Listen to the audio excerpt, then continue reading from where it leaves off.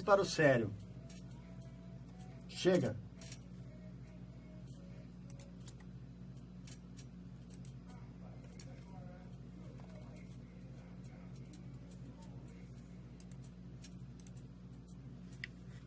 Boa noite, querida Thaís Soares. Boa noite, querido Júlio Messias, vulgo Mente. Nem te conto. Nem te conto. Nem te conto, nem te conto. Tudo bem com você? Boa noite, tudo bem? E Boa noite. você? Tudo ótimo também, graças a Deus. Oi, Priscila Santos Oi, Parra, Priscila! Hoje temos uma convidada especial aqui, adicional, no nosso estúdio, Priscila Parra. Ela é mais chamada como Love, pelo âncora do nosso programa. É a Love. Love, hoje ela está aqui de carne e osso. Muito bem. Boa noite a todos que estão nos acompanhando já pelo Facebook e a todos que estão nos acompanhando pela Rádio Nova Era FM 104,9. Muito bom estar com vocês mais uma vez, novamente. É isso aí. Bom, vamos lá, vamos começar o nosso programa. Vamos começar. Por favor, faça-nos aquela prece inicial para começarmos com o coração. E a mente elevada. Exatamente, dona Thaís. Vou pôr um fundinho musical bacana aqui. Vamos lá. Então eu convido a todos a fecharem os olhos neste momento. Acalmar os nossos corações, a nossa mente. Primeiramente agradecer a Deus, nosso Pai misericordioso, e também ao nosso Mestre Jesus, pela oportunidade de estarmos aqui falando dos ensinamentos do nosso Mestre Jesus, falando sobre essa doutrina, a doutrina espírita que tanto nos ajuda, nos consola, nos conforta. Nosso muito obrigada, Pai. Que os nossos amigos espirituais estejam conosco, orientando a nossa fala, iluminando a nossa mente, para que possamos entender um pouco mais sobre a nossa existência, iluminar os nossos caminhos, para que a gente saiba o nosso objetivo e que saibamos também que nunca estamos sós. Obrigada, Pai, mais uma vez, e que assim seja. Mente sã, corpo sã. Mente sã, corpo sã. Esse é o caminho para a saúde perfeita. Nossos pensamentos influenciam diretamente em nosso corpo. Irritação, raiva, medo, angústia, egoísmo, ressentimento e outras emoções negativas deterioram a saúde. Quando mudamos os pensamentos para melhor, para o amor, para a caridade, esperança, alegria, nosso corpo reage positivamente. Somos nós quem controlamos a saúde. O corpo físico é um templo de Deus que oferece crescimento para a alma. Cuidemos dele com amor, pensando somente em prosperidade. A vida é o pensamento que concretizamos, que tornamos real. Vida é amor e Deus em nós.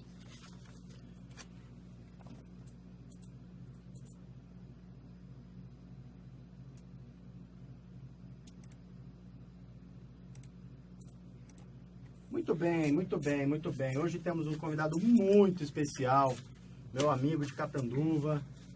Mas muito especial. Muito especial, com muito querido. conhecimento. Nosso querido Dr. Jusemar Rosses Rio. Aqui vai deixar o doutor de lado, porque vamos falar na mesma língua, né? Jusemar, tudo bem? Boa noite. Boa noite, doutor. Eu falei pra ele Você que ia eu chamar falar ele de do Jusemar, doutor? mas eu tô tão acostumada a chamar ele de doutor. Boa noite, Jusemar, seja muito bem-vindo. Boa noite a todos, a Thaís, a Priscila, ao Júlio Messias.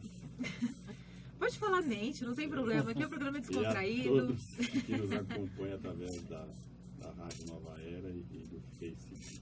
Muito bem. É que pelo que eu sei, esses dois, gente, só que tá vendo a gente pelo Facebook, o Júlio e o Jusemar, já são amigos de longa data, né? Já se conhecem, né? Há muito tempo, já tem uma certa... Exatamente. Nós temos várias passagens juntos. Vamos pular essa parte, vamos ao que interessa, porque não, né, não tô afim. E o Fê também é muito meu amigo. filho Eu conheci do o Jusemar. Júlio Messias através do meu filho Felipe. Nós só vamos ajeitar o microfone do Jusemar, que tá meio bem baixinho. Baixo. Fala pertinho dele, vamos ver. Melhorou? Aí, Aí, estou... fantástico. Muito bem, vamos lá. Thaís, sou espírita? Eu Você te pergunto, é espírita? Ah, tá. Eu falo assim, eu sou espírita. Não sei, você que tem que me falar se você é espírita. Você é espírita? Eu sou espírita, Júlio. E você é espírita? Eu, sim. Eu Você me é espírita, considero. Jusemar? Eu sou espírita. Priscila? E aquelas pessoas que falam assim, né? A gente fala, você é espírita? Tô tentando ser espírita. Essa é falsa modéstia. É. A partir do momento que você adentra uma instituição espírita e passa a aceitar os seus princípios, você já se tornou espírita. Você pode não ser um bom espírita, mas você já se tornou um espírita. Então dizer que eu estou tentando ser espírita, eu estou procurando me esforçar para me tornar espírita, então é uma falsa modéstia. E na verdade, muitas vezes não é que o indivíduo não se sente espírita, é que no fundo ele começa a perceber que a partir do momento que nós nos tornamos espíritas, nós assumimos muitas responsabilidades. Começa Perante Deus, perante nós mesmos, perante o nosso próprio e perante a natureza como um todo. A nossa vida não vai ser mais a mesma, não tem como. Então Começa a isso ficar- exige mudanças, né? Exige transformações. o Então, fardo fica mais pesado. Mas o jugo é leve. Essa era a primeira pergunta, inclusive. Como que a gente identifica um espírito, por exemplo? Um espírita. Ah, eu vou à casa espírita uma vez por semana assistir a palestra, eu já posso me dizer que eu sou espírita. Então, como que a gente identifica um espírito? Ou a partir de que momento eu posso dizer, não, eu sou um espírita? Aí o senhor já respondeu, né, alguma coisa no começo. é que muitas vezes nós nos tornamos espíritas, mas nós não verdadeiramente não nos propomos a conhecermos a doutrina espírita e temos consciência de qual é a proposta da doutrina espírita, o que a doutrina espírita nos propõe. Porque no mundo de mais de 7 bilhões de habitantes, nós fazemos parte de uma minoria. Se nós somarmos os espíritas do Brasil e do mundo, não dá 1% da população da Terra. Então nós, de uma certa forma, fazemos parte de uma minoria. Não é? Uma minoria privilegiada, entre aspas, poderíamos dizer que sim. Porque nós tivemos a felicidade de conhecermos a doutrina espírita. E muitos não têm essa oportunidade. A doutrina espírita chegou na nossa vida, ela se apresentou a nós. Com qual objetivo? Por que nós fomos apresentados para a doutrina espírita? Por que a doutrina espírita chegou na nossa vida e não chega na vida dos outros? Então a doutrina espírita tem uma proposta, né? Tem um propósito. E é esse propósito que nós temos que conhecer e saber, né? Porque muitas vezes você é um frequentador da casa espírita. Você é espírita, você se sente bem dentro da casa espírita, mas você se mantém apenas como um frequentador. Vai lá ouvir palestra, vai lá estudar de vez em quando, tomar um passe, uma água fluidificada, vai buscar orientação, um esclarecimento dos benfeitores espirituais para a solução dos seus problemas físicos, materiais, emocionais, espirituais, não é? Mas essa não é verdadeiramente a verdadeira proposta da doutrina espírita. Como é então que a gente reconhece? Tá, só um pouquinho. Claro. Empurra um pouquinho o microfone do Jusemar. Ô, Dito, é que ele fala baixinho mesmo, viu? O Dito Lenói falou que não tá te ouvindo. Tá me ouvindo? Eu vou falar mais alto. Mas não é o microfone, porque ele tá acompanhando pela internet, né? Então é porque ele tá falando baixinho, sim. Mas só dá uma... Só Vou sobe aumentar a minha voz. É isso, só dá uma... Precisava juntar a minha e a Aumenta dele, uma dar uma nota. equilibrada, né? Porque a minha já é muito alta e a dele é Aumenta uma baixa. nota aí. Já... Eu vou aumentar a minha voz. O que você ia perguntar? Eu ia perguntar o seguinte. Olha, agora eu vou soltar a voz. Hein? Aí, ó, Eu fica disse. surdo. É pra você, Ditinho. Ah, Ditinho. Oi, Dito. Semana que vem é com você o programa, hein? Então, a próxima pergunta, que já é dando um gancho nessa sua resposta, nesse seu comentário, é como que a gente reconhece o verdadeiro espírita, né? Sei. Então, como eu estava comentando, o Allan Kardec ele deixa bem claro, né, que reconhece-se o verdadeiro espírita pela sua transformação moral e pelo esforço que faz para vencer as suas más tendências. Então, se eu me tornei espírita, eu frequento uma casa espírita, eu vou adquirindo conhecimento espírita e vou me esforçando no sentido de me tornar uma pessoa melhor, eu não vou ser um bom espírita, mas eu vou ser um espírita e vou poder ser reconhecido como espírita, né? Mas nós não podemos ficar só como frequentadores ou como usufrutuários das benesses que a casa espírita nos dá. Nós temos que transformar isso em ação, em atividade, em realizações, né?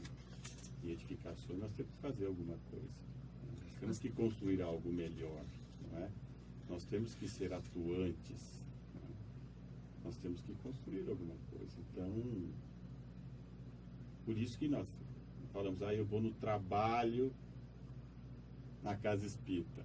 A que dia que são os trabalhos na sua casa espírita? Que dia são os trabalhos? Ou seja, quer dizer, lá tem trabalho, você tem que trabalhar, tem que fazer alguma coisa. Então nós não podemos ficar nessa morosidade, porque a proposta maior do Espiritismo é a nossa transformação intelecto e moral. Por isso que Allan Kardec nos diz que o espírita tem que seguir 2 mandamentos, o da instrução, do conhecimento e do amor, assim, da prática do bem. Então, para que a gente possa ter esse desenvolvimento intelecto e moral, nós temos que conhecer a doutrina, né? E a partir do conhecimento dela, nós temos que colocá-la em prática, nós temos que exercitá-la.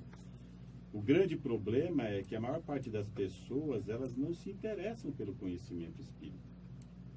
Consequentemente, como que elas vão se desenvolver intelecto e moralmente?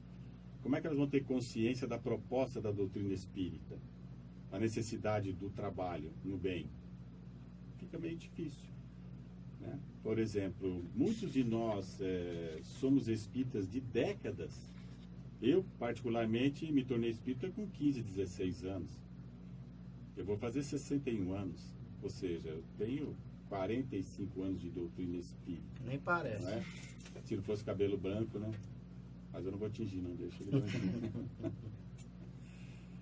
E tem pessoas que são espíritas há décadas e não conhecem a obra de Kardec. Não conhecem a obra de Kardec. E a obra de Kardec não se resume aos 5 livros básicos da doutrina espírita. Mas a obra de Kardec tem aproximadamente 22 obras. E se contarmos obras póstumas, são 23 obras. Desde o Livro dos Espíritos até as outras obras básicas do Espiritismo, a Revista Espírita e outras obras que foram escritas por Allan Kardec. Então, às vezes, nós passamos a vida toda como espíritas e não conhecemos a obra de Kardec, não é? E a literatura espírita ela é muito vasta, né? Se nós somarmos as obras dos 2 médiuns mais conceituados, mais conhecidos e mais lidos dentro do movimento espírita brasileiro e mundial, o Chico e o Divaldo, somando as obras dos dois, são aproximadamente 700 obras. E se nós somarmos todas as obras da literatura espírita, são aproximadamente 10.000 obras. Então a literatura espírita é muito vasta, e dentro dessa vastidão existe muita coisa boa, mas existe muita coisa que não é boa.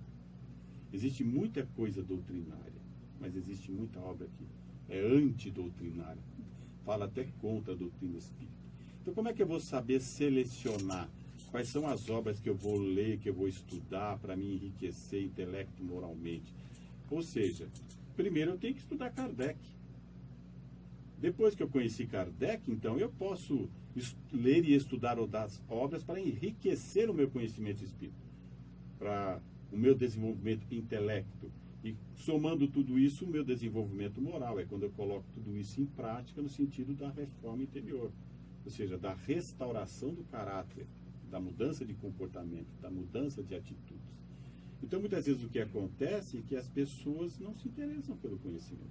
São espíritas, mas não conhecem o espiritismo. Então, muitas vezes elas não se sentem à vontade de afirmar, não, eu sou espírita.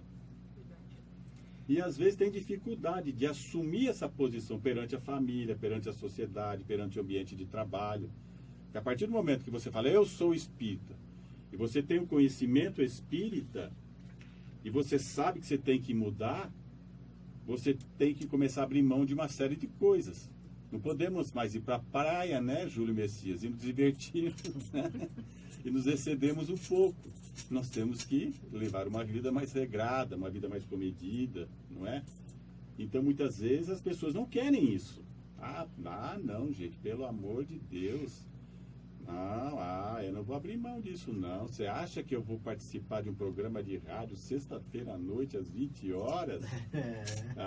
Eu podia estar me divertindo, me distraindo, passeando, já tá roubando, conversando. já tá matando. O conhecimento, ele exige então, responsabilidades também. Tem muita gente que, a hora que se depara com essa quantidade com essas responsabilidades, prefere não, né? Acaba se omitindo e fala, não, é muita coisa que eu preciso fazer. Nossa, eu adoro ir lá nos...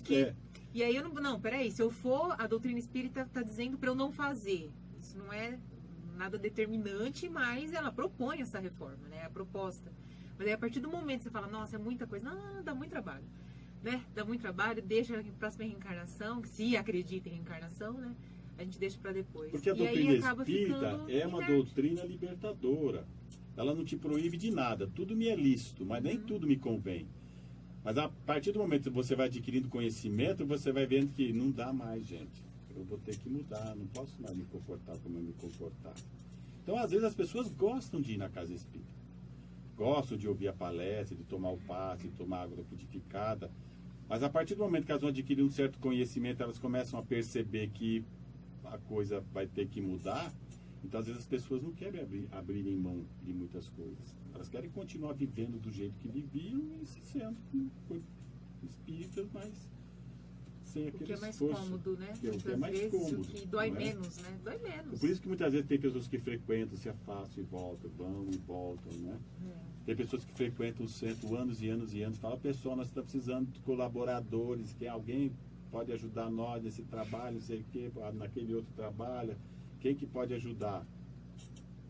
Eu pensei que ia vir aqui para ouvir palestra, tomar passe. Pro resto da vida. Os amigos espirituais me ajudar e já estão querendo arrumar trabalho para mim. Já estão querendo arrumar como ocupação. Não é? Então, se nós lemos as obras de Kardec, o Livro dos Espíritos, o próprio Evangelho segundo o Espiritismo, né, eles nos convocam, né, ao trabalho, né, à colaboração, ao auxílio, né? Nós vamos ver inúmeras vezes dentro do Evangelho segundo o Espiritismo eles falando sobre o devotamento, sobre a abnegação, né, sobre o sacrifício de si mesmo, sobre abrir mão dos seus próprios interesses, da necessidade de deixarmos a vaidade, o orgulho, a ambição de lado para que não nós brilhemos com a doutrina espírita, mas que a doutrina espírita possa brilhar através de nós. Então, às vezes, nós temos que abrir mão também da nossa vaidade, da nossa ambição, do nosso orgulho. Nós temos que ter essa base doutrinária, né? Porque, lá no meu centro, ou lá no centro que eu frequento, nós fazemos isso. Porque eu gosto, eu desejo, eu acho que é bom fazer, né? Eu pensei nisso, achei legal, achei interessante e vai fazendo. Mas, muitas vezes, o que nós colocamos dentro do trabalho na casa espírita não é doutrinário. E para você saber se é doutrinário ou não, você tem que ter conhecimento. Senão, o que nós vamos fazer com que as pessoas permanentemente se tornem acomodadas? Porque, como eu disse, qual é a proposta da doutrina espírita? É o nosso aprimoramento intelecto e moral. A proposta da doutrina espírita não é curar as nossas enfermidades. Isso é auxílio, é amparo, é colaboração. Esse não é o objetivo da doutrina espírita. Então, o objetivo maior da casa espírita não pode ser esse. Se preocupar apenas em curar problemas físicos, problemas emocionais, problemas espirituais. Isso é um auxílio, uma colaboração, um amparo. O objetivo maior da casa espírita é a transformação moral daquele que se torna espírita, para que ele possa se tornar uma pessoa melhor, renovar-se, mudar de atitudes, mudar de comportamento, não é? E ter o espírita, ele tem as suas ações orientadas pelo princípio, né, espírita, no caso doutrinário de Kardec, está tudo lá na obra de Kardec, né?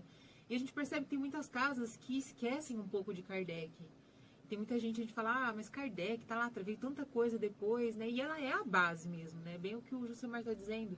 A gente não pode esquecer, pelo contrário, eu acho que tem que ser... De forma alguma. São as primeiras obras que tem que ser lida, estudada, para a gente conhecer mesmo a proposta da doutrina espírita, né? Se vocês tiverem oportunidade, depois vocês assistam no YouTube um documentário que tem como título Espiritismo à Francesa, a derrocada do Espiritismo na França e na Europa. Por que o Espiritismo desapareceu na França e na Europa? Então esse documentário vai mostrar. Por quê? Porque aqueles que herdaram o trabalho de Kardec, não é? Mudaram totalmente o rumo das propostas que Kardec tinha para continuar o trabalho que ele iniciou. A sua esposa Amélie Baudet, tentou manter tudo isso, mas ela não conseguiu. Depois do seu desencarne, o espiritismo foi influenciado pelo esoterismo, pelo rostanguismo e se perdeu. Então, o que acontece, na minha visão, nos dias de hoje? Nós temos uma vasta literatura espírita, aproximadamente 10 mil livros, não é? Se nós pegarmos a parcela que corresponde às obras de Kardec, em relação a números, isso é insignificante. 22 obras em 10 mil não é nada. Mas se nós misturarmos tudo isso, né, Júlio Messias? Misturarmos tudo isso, e eu pedir, Júlio, vai lá e pega para mim as obras de Kardec. Vai ser meio difícil, no meio de 10 mil obras.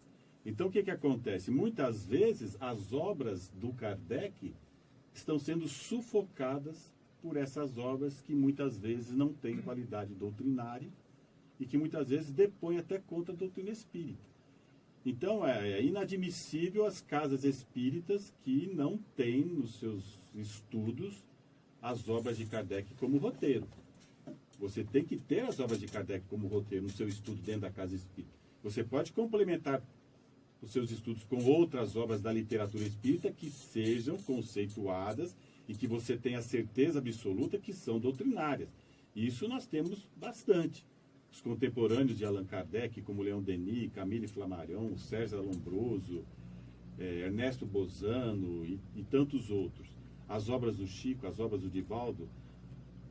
Mas são complementares. São complementares. Né? Os espíritas diferente. Conceituados do século XX, né? Martins Peralva, Herculano Pires, Carlos Embaçaí e tantos outros. Né? Então essas obras podem ser estudadas dentro da casa espírita, como complementação do estudo das obras de Kardec. Mas o que a gente percebe é que as casas espíritas deixaram as obras de Kardec de lado. E as pessoas chegam na doutrina, se tornam espíritas e não conhecem Kardec. E às vezes nós vamos ver que são adotadas obras para estudo dentro da casa espíritas, que se você for analisar essas obras não deveriam nem ser consideradas espíritas, mas obras de uma visão espiritualista e não obra espírita. Então nós temos que ter esse cuidado. Muita atenção, né? Com o que porque a gente uma das tarefas de nós, você é espírita, eu sou espírita.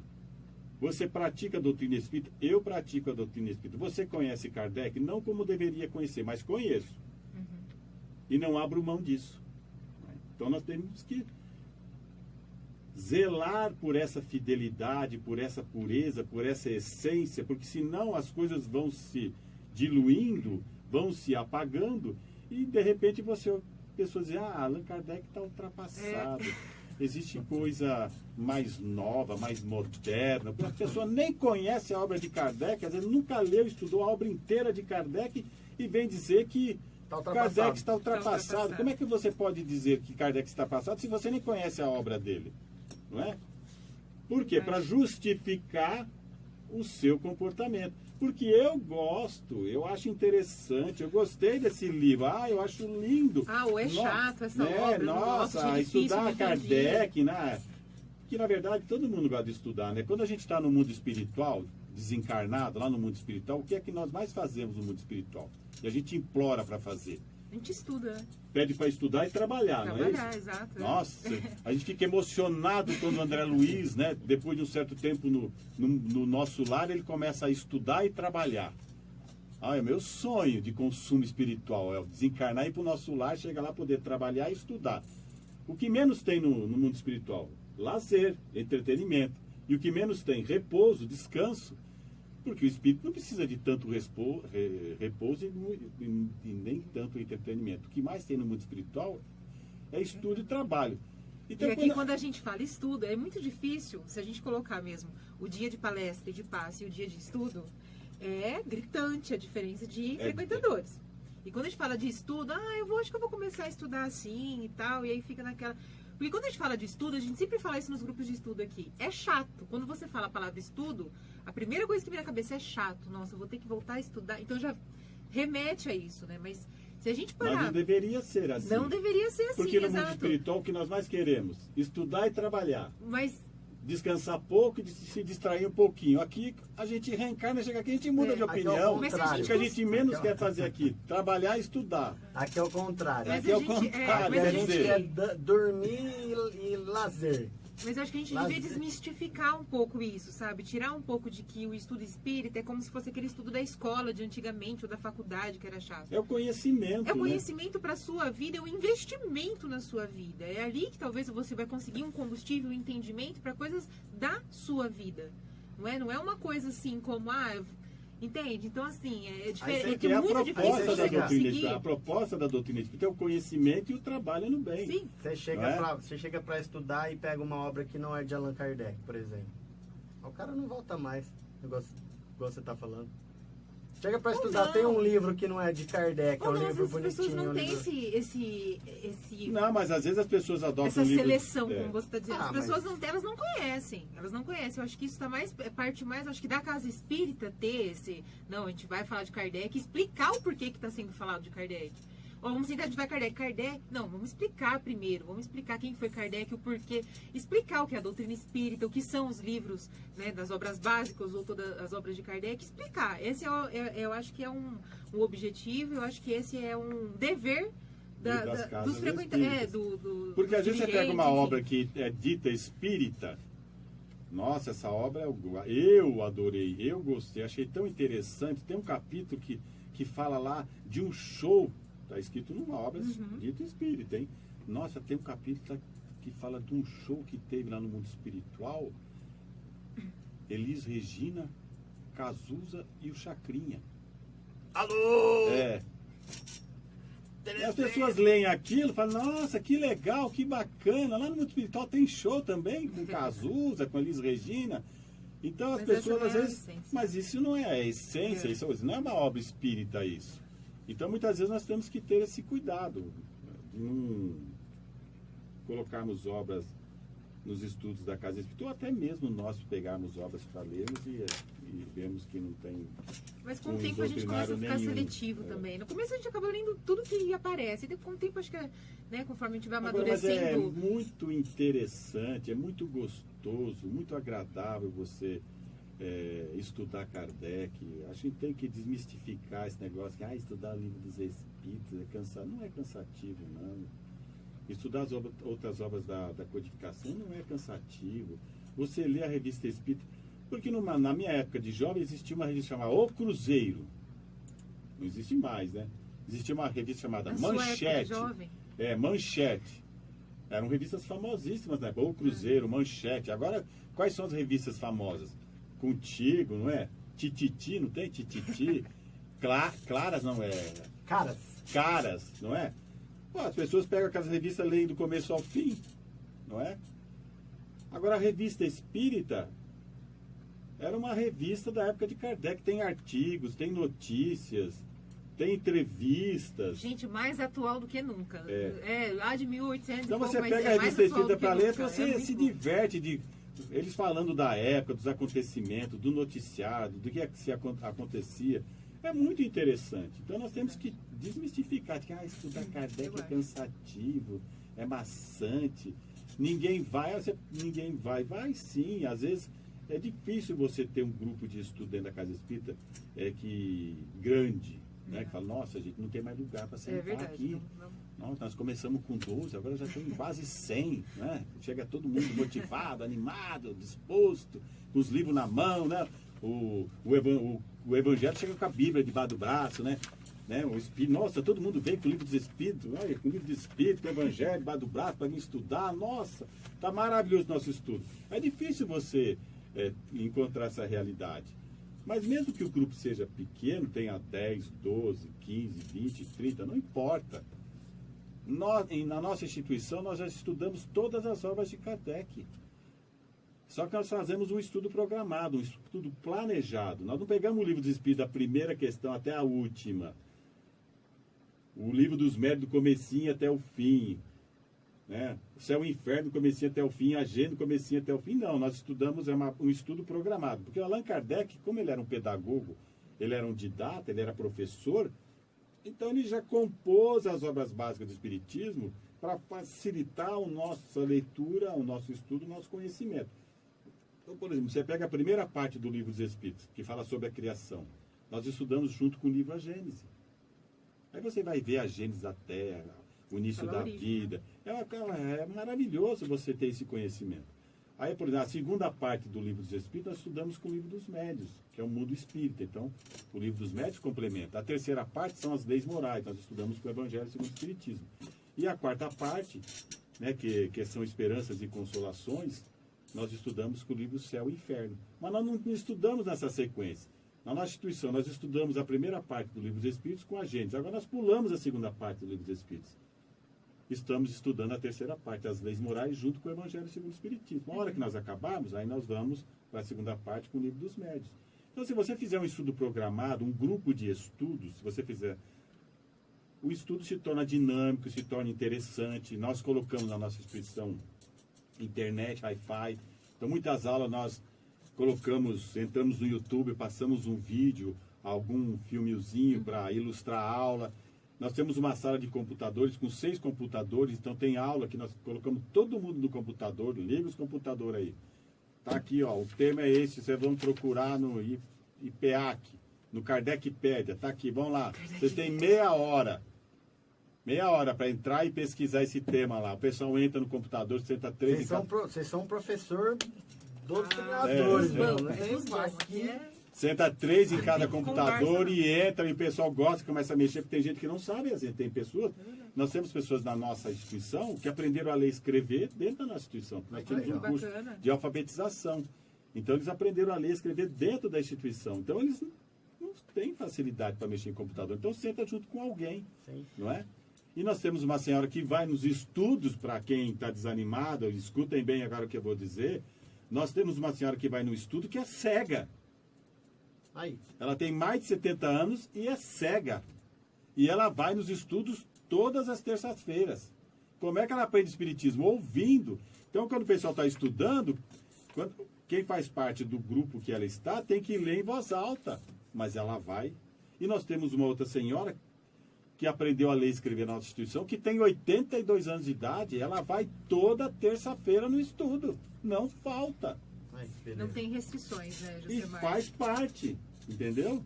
Isso. Então tudo é questão de interesse e de boa vontade. Quem está nos assistindo agora? Só cortando vocês. Falando nisso, você não abriu os canais de pergunta hoje. Exatamente. Estou aqui pensando e por isso que me... Divertido com o papo. Então, Claudinei Pereira está ao vivo, curtindo a gente. A Tatiane Clemente, Clementina Soares, a Juliana Gonçalves, a Cidinha Afonso e o João Miguel, Paula Tatiana Oliveira, Cássia Moraes, Marina Rodrigues e o Benedito Lenoy ouvindo o Jusemar. Benedito Lenoy, as pessoas precisam entender que Kardec codificou em verdade a verdade dos espíritos. Bom, Falou tudo, ó. Pois é. E eu tenho... Desculpa, posso falar? Você Não, precisa? você dá uma seguradinha aí. Tá. É que eu achei que já podia dar continuidade aqui. A Tatiana tá falando que ela tá aqui, ela tá lá em Mato Grosso te assistindo. Oi, Tati, um beijo. O Carlos Roberto Guilherme, a Paula Tatiana, a Marina, a Clementina.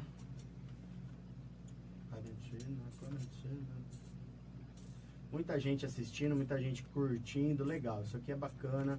E eu falo todos os programas que isso aqui é um aprendizado, principalmente para mim e para a Thaís. A Thaís é uma ótima leitora. e você está me dando só pancada, porque eu sou um péssimo leitor. Tem que puxar a orelha dele ali, tá, Josemar? Que ele... Ô, Não gente, se pode esqueça como que você estuda. tem no nome Messias. Messias, missionário, né? Sabe que o tema do programa hoje Missão a gente dos começou, Espíritos. exato, a gente começou se perguntando, sou espiritual, mas o tema central mesmo, hoje, até que foi proposto pelo Nós temos Josemar, alguma missão? é missão espírita. O que é que nós viemos fazer aqui na Terra? sou Por que a doutrina espírita foi nos apresentada? Exato. Qual é o nosso Essa compromisso? Qual é o nosso dever? Qual é a nossa responsabilidade? O que é que nós temos que fazer com ela para nós e para os outros? Então, qual é a nossa missão? Não é? Você mesmo pergunta, você mesmo responde, por favor. Qual é a nossa missão? Lembrando, os canais. Os canais para as Senti perguntas pode ser uma o trip Facebook, pode ser aí ao vivo, pode ser no WhatsApp 991090022, o 35761630, que é aqui da rádio. A nossa missão, na minha visão espírita, eu acho que, lógico que tem toda esse aprendizado, livros, etc, mas eu acho que a nossa missão aqui é basicamente a caridade, que não é um assunto para agora, né? Temos faz parte, faz muita parte. Mas você tem mais perguntas aí? Muito mais. Então vai, que senão você vai ficar para trás de novo. Pois é. Não, o capítulo quando 20 o papo é bom aqui, do Evangelho... ela estende. Semana Tá passada acabando nós tivemos já. 1h30 de programa, não, mas a gente não vai fazer isso hoje, não. Eu estou à vontade. Apesar que está muito bom, né? É muito bom. No capítulo 20 do Evangelho segundo o Espiritismo é intitulado Missão dos Espíritos, né? E tem uma bela mensagem de Erasto, até escrevi aqui para não esquecer e nem falar nada de errado, que é o discípulo do apóstolo Paulo, onde ele adverte o seguinte: cuidado, que entre os chamados para o Espiritismo, muitos se desviaram da senda. Atentai, pois, no vosso caminho, buscai a verdade. Como é que a gente consegue se manter no caminho certo, Josemar? Esse capítulo do Evangelho segundo o Espiritismo, capítulo 20 do Evangelho segundo o Espiritismo, tem como título Os Trabalhadores da Última Hora. Certo, que é a pergunta também que eu ia pedir para esclarecer se somos capítulo, os trabalhadores. Allan Kardec abre esse capítulo com uma parábola de Jesus, né? Falando dos trabalhadores que foram convidados para trabalharem na vinha, na seara do Senhor. E cada um foi chamado em diferentes horas. E dentro desse capítulo nós temos a missão dos Espíritos, que é o item 4. O capítulo é encerrado com os obreiros do Senhor. Não é? A pergunta que você fez: como que a gente consegue se manter no bom caminho? Porque ele diz, as línguas de fogo estarão sobre as suas cabeças, ou seja, eles nos alertaram sobre as provas que a gente ia ter, que a gente ia ser atentado, que a gente ia duvidar da gente. Então eles nos atentaram. Como é que a gente consegue se manter no caminho certo? Então, essa é a pergunta. Qual é a proposta da doutrina espírita? É a nossa transformação, o nosso aprimoramento intelecto moral. Por que a doutrina espírita nos foi apresentada? Por que na atual existência nós nos tornamos espíritas? Nós temos um compromisso, nós temos um dever, nós somos escolhidos, nós somos convocados, não é? Nesse próprio capítulo, os Espíritos colocam que Deus está fazendo o recenseamento daqueles que verdadeiramente são devotados. Ou seja, daqueles que conheceram a mensagem do Cristo, que conheceram a mensagem espírita, que se esforçam pela sua transformação intelecto-moral e que com todo esse conhecimento passam a exercitar-se na prática do bem, na prática do amor, na prática da caridade. Como é que nós sabemos que estamos seguindo o caminho certo? Quando nós nos interessamos, como Júlio Messias falou, pela prática da caridade, e quando nós abrimos mão dos nossos interesses pessoais, em nome da doutrina do Cristo, em nome da doutrina espírita. Quando nós deixamos de lado a nossa vaidade, o nosso orgulho, os nossos interesses pessoais. Não é? Agora, para que isso aconteça, como nós estamos conversando amigavelmente, tudo isso exige uma transformação. Nós temos que abrir mão de uma série de coisas. Nós não podemos mais ter uma vida comum. Nossa vida não vai poder mais ser comum como era. Porque nós não somos mais cidadãos comuns. Nós somos cidadãos convidados e convocados para trabalharmos na seara do Senhor, não é? Então a nossa vida vai ter que ser diferente. Então nós vamos ter que abrir mão de muitas coisas. Então o nosso tempo vai ser mais curto, a gente vai ter que se sacrificar, vai ter que se abnegar, vai ter que se devotar, vai ter que se dedicar por nós, pelos familiares, pelo nosso semelhante. E como é que nós sabemos que nós estamos saindo do bom caminho? Quando tudo isso que nós sabemos que nós temos que fazer, nós começamos a deixar de fazer. Eu não vou abrir mão disso, não vou abrir mão daquilo. Eu quero viver minha vida, eu estou cansado, eu já... não, é muita coisa, é muita exigência, sabe? Nossa, minha vida era mais tranquila, entre aspas, agora, nossa, estou cheio de responsabilidade, não é? Então, muitas vezes acontece isso, né? Mas é muito interessante que quando você se conscientiza da verdadeira proposta da doutrina espírita e você se propõe a se transformar e a fazer alguma coisa, não, eu não quero passar por essa vida e morrer e não deixar nada de bom aqui, não, eu quero deixar alguma coisa de bom aqui, uma semente. Você começa a se esforçar para semear essa semente. Os Espíritos falam nesse capítulo do Evangelho do Espiritismo que nós vamos ter que regar a terra com o suor do próprio corpo, né? A fim de podermos semear essa semente. Então, quando você se imbui dessa boa vontade, desse desejo, isso é muito interessante, porque, como diz o próprio Evangelho segundo o Espiritismo, acendeu-se uma luz, a espiritualidade te detecta, ela se aproxima, ela te envolve, e você começa a ter uma inteligência que você não tinha, uma memória que você não tinha, uma disposição que você não tinha, uma alegria que você não tinha, uma boa vontade que você não tinha.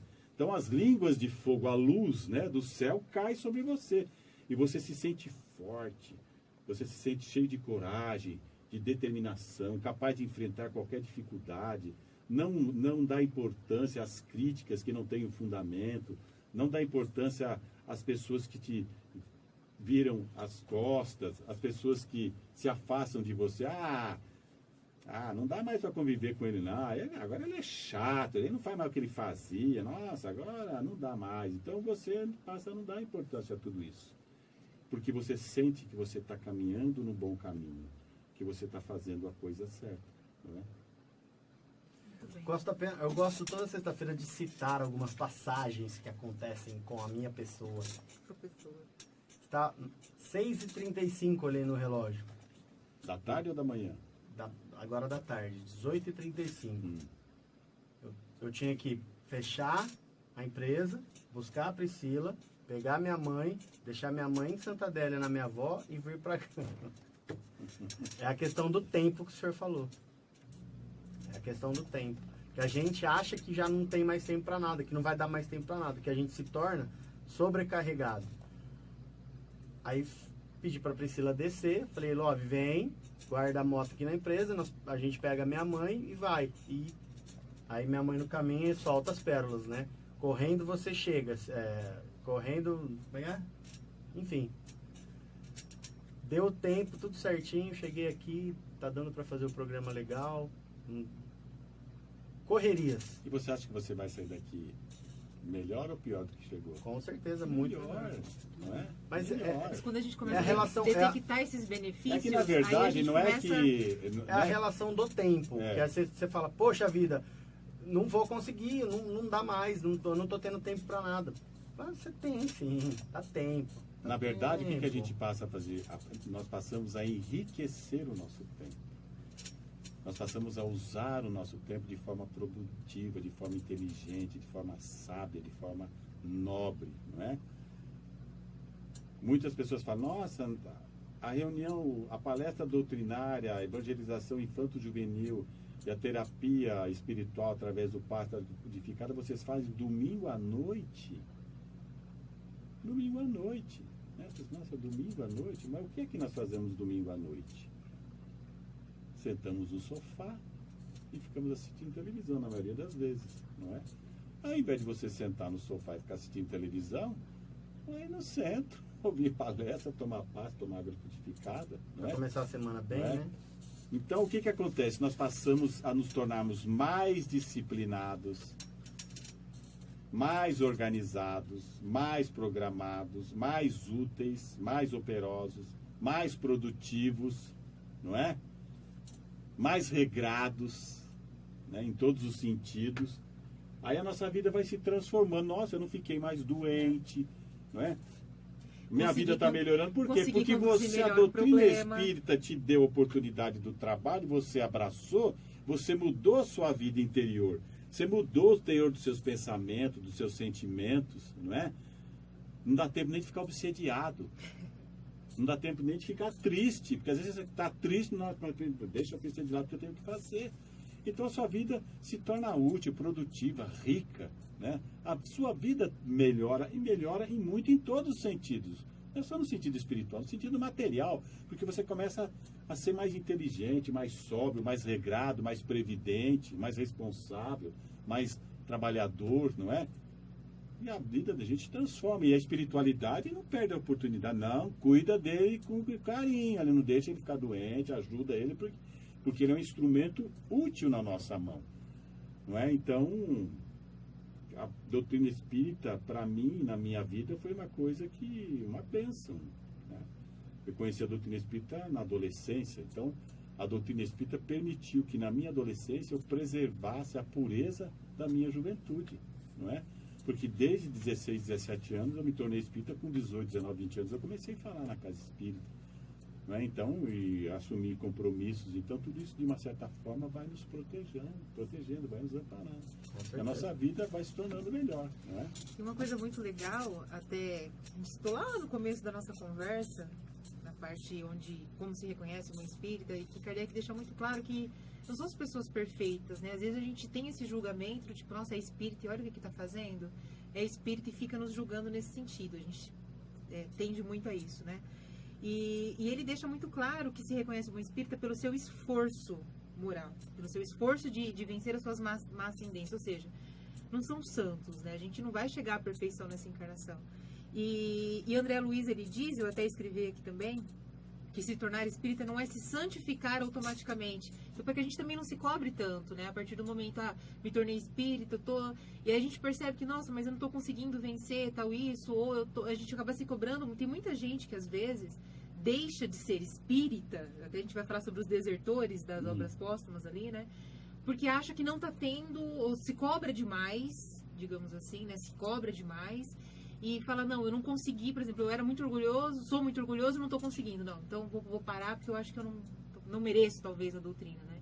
E aí o André Luiz fala que não é se santificar automaticamente, né? Todo um processo isso, né? Não é uma coisa que a gente vai conseguir do dia para a noite, né? Essa reforma moral, como foi dita, né? Aquele velho conceito. Hoje eu tenho que ser melhor do que ontem, e amanhã eu tenho que ser melhor do que hoje. Nós não podemos querer buscar santificação, porque santo é espírito puro. O espírito puro não tem nenhum tipo de emoção de natureza humana, porque espírito puro não reencarna mais. Só vive a vida do espírito, né? Então nós temos que fugir, né, a essa necessidade de nos tornarmos santos, puros, perfeitos, não é? Por isso que, muitas vezes, a gente se espelha em algum personagem da doutrina espírita. O Dr. Bezerra de Menezes, Eurípides Barçanufo, Ivone Pereira, o Chico e tantos outros. A gente se espelha neles e nós queremos ser como eles foram, como eles são. Mas, muitas vezes, o nosso espírito não tem esse gabarito, essa condição para ser. O que a gente tem que ter consciência é que nós temos que nos esforçarmos para irmos melhorando um pouquinho a cada dia, nos esforçando. Como Allan Kardec mesmo afirma, né?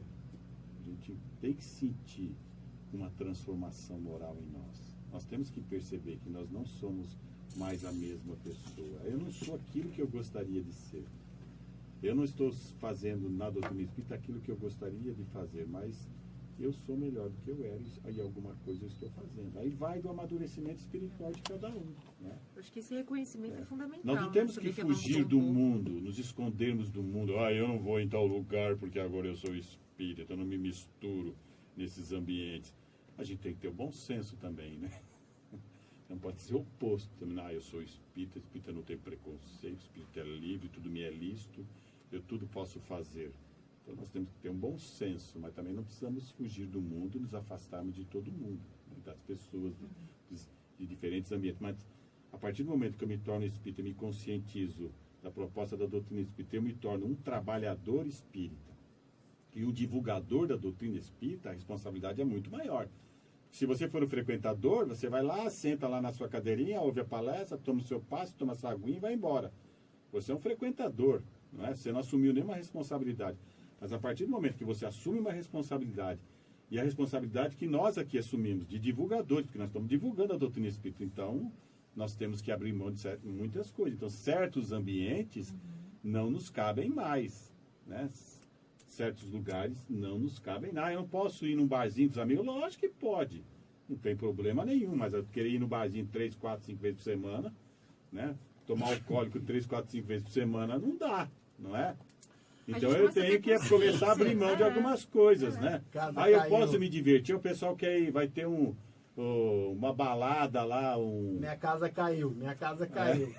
Vai ter uma balada lá dos anos 80 lá no tênis. Nossa, eu posso, lógico que você pode ir, que não tem problema nenhum você ir numa balada dos anos 80. Vai lá, se tiver que se vestir do jeito que tem que se vestir, se vista. Vai lá com os amigos, com a família, vai sorrir, dançar, brincar, não é? Mas sem se exceder. Sem excessos, com moderação, com equilíbrio, com responsabilidade. Falar, fulano lá é espírita, mas ele é alegre, é divertido, gosta de dançar, não é? Mas você está lá alegre, se divertindo, dançando, mas com uma postura responsável, equilibrada, não está dando vexame, não está dando baixaria, não bebeu demais, ou coisa parecida, né? Então, mas você pode, normalmente, porque muitos de nós temos famílias que não são espíritas, não é? E às vezes temos famílias que gostam de uma festa, gostam de um chopp, de uma cerveja, de um churrasco, não é? Eu não vou mais. Família e amigos, né? E amigos, amigos que gostam de chopp, churrasco, quase todo dia. Eu não vou? Lógico que você vai. Mas você vai e beba com moderação, não é? Agora, dependendo da responsabilidade que eu tenho diante do trabalho espírita, se eu sou um médium espírita e eu trabalho com a mediunidade, eu estou ligado à casa espírita, eu tenho atividades mediúnicas mais de uma vez ao longo da semana, eu tenho que ter a consciência de que eu não posso ingerir bebidas alcoólicas rotineiramente, né? Nós sabemos que o álcool em pequena quantidade, 1, 2 vezes por semana, até faz bem para o corpo, né? Mas o hábito de ingerir alcoólico todos os dias, em quantidades que não sejam aquelas recomendadas para o bem-estar físico, já é um excesso, já é um abuso. Então não vai fazer bem nem para o corpo e nem para o espírito, né? O que eu acho fantástico da doutrina espírita é que ela, de fato, em momento algum, proíbe nada. Em momento algum, a gente não vai ouvir dentro de uma casa espírita falar assim, olha, não faça. Se fez, fala assim, não acredito, você fez, nossa, não poderia. Em momento algum a gente vai ouvir isso dentro da casa espírita, né? O que ela faz é nos conscientizar de cada ato. Então, eu vou no barzinho tomar uma cerveja com meus amigos rotineiramente 4 vezes por semana. Tá, você vai ter consequências. Então, ela te adverte ou ela te explica, ela te mostra as consequências dos seus atos. E como sempre, ela deixa para que a gente mesmo tome as nossas decisões. É o livre-arbítrio, a liberdade de escolha. Olha, se eu for no barzinho, vai acontecer isso, isso e isso. Vou ficar sem Tanto com a minha dinheiro. vibração. Sim, vai desamonizar, desequilibrar, enfim. Então a gente Minha vai... esposinha vai brigar comigo. Esposinha. Eu não gosto de chamar de esposinha, Love. Dá uma Não pode seguradinha. Não é isso não. Ele... É que falta 4 minutos apenas para a gente encerrar o nosso programa. Que pena, agora que estava pena esquentando. A Juliana falou que você é uma ótima professora, puxa saco, você não Ju, ganha nota um beijo. não, viu? Aliás, eu queria mandar um beijo para todos do grupo de estudo Aprendizes do Amor, Sementes de Luz, que hoje nós fizemos uma fusão, somos todos aprendizes do amor. Todas muito dedicadas, todas sempre ali juntas. Eu falo sempre juntas porque são só mulheres mesmo, por isso que eu falo no feminino. Um beijo para todo mundo. A Cássia Moraes também está falando que é um ótimo programa, ficaria horas assistindo e ouvindo a gente. Muito bem. Então, Thaís, segura. Gente, isso está acontecendo com frequência, né, Ju? Segura, senão daqui um dia o dono da Tudo rádio bem. vai expulsar nós daqui. Mil desculpas. E eu tinha várias perguntas ainda para fazer aqui para o Jusemar. Não, mas o Jusemar vai voltar. O Jusemar vai voltar sim. Eu vou ler uma outra mensagenzinha aqui, que é: não deixe de fazer o bem, que é o que eu adoro. Eu adoro fazer o bem. Adoro, né? Isso é verdade. Isso é muito verdade. Tanto é que um dos meninos que trabalham comigo hoje não tinha dinheiro para o mototáxi. Eu dei para ele, filho, vai de mototáxi, você não ia a pé. Mas não que seja o bem tipo isso, mas eu adoro fazer, eu adoro. Só que acho que a minha missão aqui na Terra é fazer isso. Não importa o que aconteça, não deixe de ser o bem que és. Não se torne mal perante o mal que falam de você. Continue trabalhando para que o bem e cada dia mais e perceberás a paz, que é o que a gente tanto busca, a paz. Aos outros dê o direito de serem o que quiserem, que é o que a gente está falando aqui desde o início do programa. Mas você mantém a obrigação de ser bom, porque as coisas são entre você e Deus. Nunca são entre você e os homens. Ignore o mal sem perder a prudência e continue fazendo o bem, porque isso sem dúvida te põe diante de Deus. Isso aqui resume exatamente o que a gente falou à noite, né, dentro dessa 1 hora. É isso que eu acho que é legal você ter dentro de você. A sua... Eu vou falar por mim. Eu comecei a me tornar uma pessoa melhor depois que eu comecei a ajudar as pessoas. Isso eu acho que é uma... eu acho que o mais bacana do espiritismo, na minha visão, é isso. É fazer o bem para os outros. Sem olhar quem, sem ter... sem querer nada em troca. Sem querer ser reconhecido. Exatamente. A caridade pura, né? É a balança. A hora que você põe a tua cabeça no travesseiro e você lembra do teu dia e fala assim, poxa vida, meu dia hoje foi fantástico. Muito bom. Jusemar, muito obrigado. Muito obrigado por ter aceito o convite. Thaís, muito obrigado. Obrigado por você ter vindo comigo hoje, que já fazia tempo, né? Que a gente estava com saudade. Feliz. Eu que agradeço a oportunidade. Se quiseres, voltaremos mais um. Nós queremos. Com certeza. Nós queremos sim. E eu quero agradecer também Júlio, agradecer a todo mundo que acompanhou a gente. E Jusemar, a gente sempre pede para todos os convidados indicarem uma obra. Como você mesmo citou, a literatura espírita é gigante, tem muita coisa para a gente conhecer, ler, se instruir. O que você indica para todo mundo que está assistindo? Eu poderia falar assim, eu indico as obras de Kardec. Mas as obras de Kardec são 22 obras, é muita coisa, né? Mas assim, tirando das obras de Kardec, se eu tivesse que indicar um livro para quem, por exemplo, está começando no espiritismo, ou mesmo que alguém que já tem um certo tempo de espiritismo, que se interessassem em lerem as obras de Leon Denis, contemporâneo de Allan Kardec, não é? Que prosseguiu fielmente o trabalho de Allan Kardec. Ele tem obras extraordinárias. Cite apenas uma. O Problema do Ser, do Destino e da Dor. Que eu vou ler. Cite uma que eu vou ler. O Grande Enigma. O Problema do Ser, do Destino e da Dor, Não Invisível. Né? Aquele que você falou ontem, para tirar o dever, o estudo. Qual é o nome desse livro? Tem Depois da Morte. Depois da Morte. Vou ler O Grande Enigma. Joana Dark Médium. Pode me cobrar que eu vou ler O Grande Enigma. Cristianismo e Espiritismo. Maravilha. Então fica aí a indicação do Jusemar, são as obras de Leon Denis. Ele citou várias aqui, a gente pode deixar algumas aí nos comentários também. Júlio, só queria fazer o convite para todo mundo. Para segunda-feira, a Casa Espírita, a gente vai receber a Ivete Severini, que vai vir falar sobre o Cristo Consolador, Jugo Leve. Fica o convite para todos fazerem a visita. Aquele que tem curiosidade, às vezes fica meio receoso. Gente, não tem nada mais do que uma conversa gostosa, do que esclarecimentos através da palestra, que a gente sempre são convidados diferentes. Depois você pode tomar um passe, essa terapia, né, espiritual. Então, fica o convite para todo mundo vir.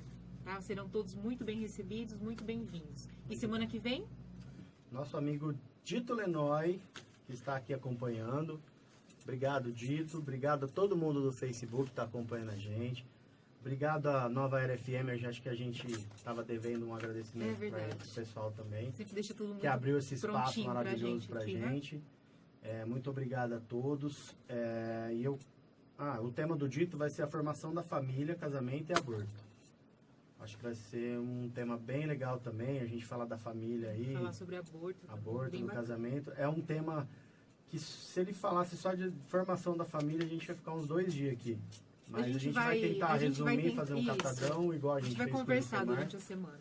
E a gente, por favor, pede para que você faça a prece final com as suas palavras maravilhosas. Fique à vontade. Obrigada, José Maria.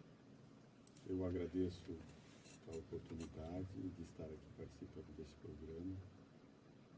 Eu convido a todos aqui presentes e a todos que nos acompanhem para orarmos. Orarmos a Deus, nosso Pai, de amor infinito. Orarmos a Jesus, o nosso divino Mestre. Orarmos aos benfeitores espirituais que nos amparam e que nos iluminam, para deixarmos o nosso agradecimento pelas bênçãos que recebemos nesta noite e pelos benefícios que a doutrina espírita nos trouxe e nos traz e sempre nos trará. Fica aqui a nossa gratidão, o nosso reconhecimento. E ao mesmo tempo pedimos a Deus, a Jesus e aos benfeitores espirituais que estejam iluminando os nossos passos, a fim de que a nossa caminhada esteja sempre direcionada para o bem. E que o amor seja o móvel das nossas atitudes e que a caridade, na verdadeira acepção, possa estar presente em nossas vidas. Que possamos nos esforçarmos para sermos benevolentes para com todos, indulgentes para com as imperfeições alheias e que nos esforcemos para perdoarmos as ofensas, porque é este o verdadeiro sentido da palavra caridade, tal como a entendia Jesus. E que tenhamos a moral do Cristo e os princípios da doutrina espírita influenciando verdadeiramente os nossos pensamentos e os nossos sentimentos, a fim de que tenhamos força para continuarmos na reforma do nosso caráter, na renovação do nosso mundo interior, a fim de que a cada dia possamos nos tornarmos pessoas melhores. Não somos bons espíritas, não somos verdadeiros homens do bem, mas já habita dentro de nós o sincero desejo de amarmos a Deus, amarmos o nosso próximo e vivemos voltados para a prática do bem. Fica assim o nosso agradecimento, a nossa gratidão pelas bênçãos desta noite. Que assim seja. Que Que assim seja. Bom, tchau.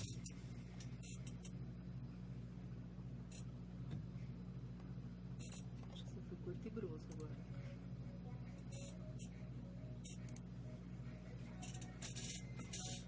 Muito bom. Tá tocando a mesma música que a gente começou.